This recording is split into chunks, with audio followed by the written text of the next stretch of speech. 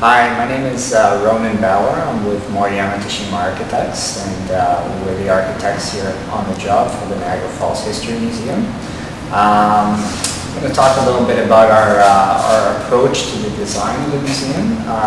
When we first came to the museum to have a look at it and see what it's all about, the first thing that kind of intrigued us about the museum is the fact that it's a major cultural hub here in Niagara Falls, being so close to the battlefield site.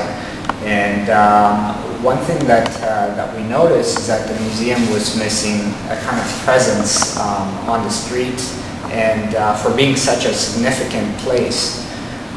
So our design approach for the museum was, one of the design approach was to give it a strong presence within the street, within the surroundings, as well as enhance the overall space of the museum by building another addition to it, and also enhancing the overall environment for the exhibits within the museum.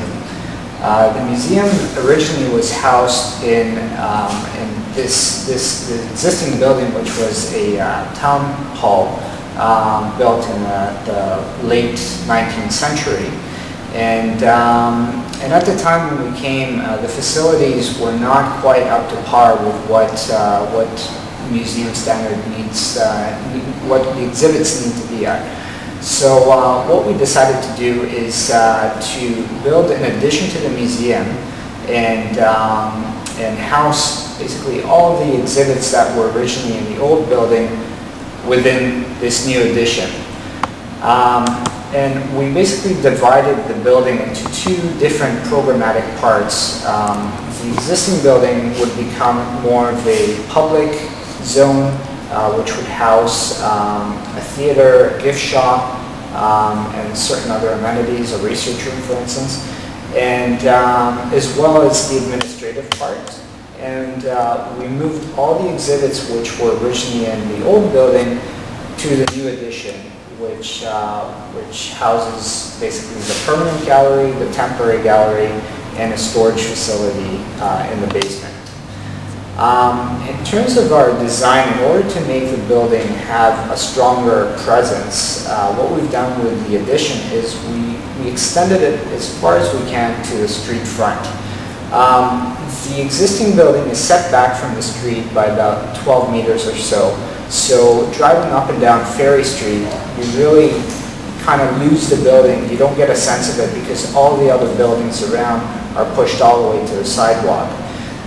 So with the new addition, we brought it all the way to the front. The north facade of the building is a largely glazed area, which allows transparency from the outside to in. So people walking along Ferry Street could see some of the exhibits inside, and especially at night, it really kind of glows, and it features some of the exhibits.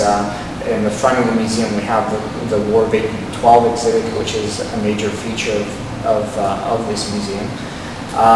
As well as we have a feature staircase to kind of animate the space out. So it really gives new life to the building, especially on the street front.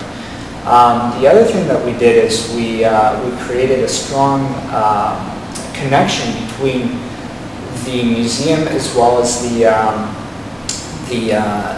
Sylvia Place Market, which is located at the back of the museum.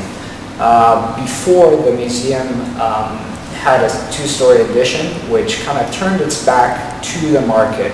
What we've done is we tore down that two-story addition, cleaned up the facade of the museum at the back, and created a really inviting courtyard, which could open up to Sylvia Place Market and for spillover, or to link the two together in case there's any kind of events. But what it does at the back is it really creates an inviting area for gathering, for connection to the market, as well as an additional entrance to the museum. We currently have two entrances to the museum. There's one located in the front, the north part, off of Ferry Street, and there's an additional one at the back. Both of those entrances are accessible. they enter into quite a unique space, which is the space that we're standing in right now. This is the space, the interstitial space between the old building and the new building.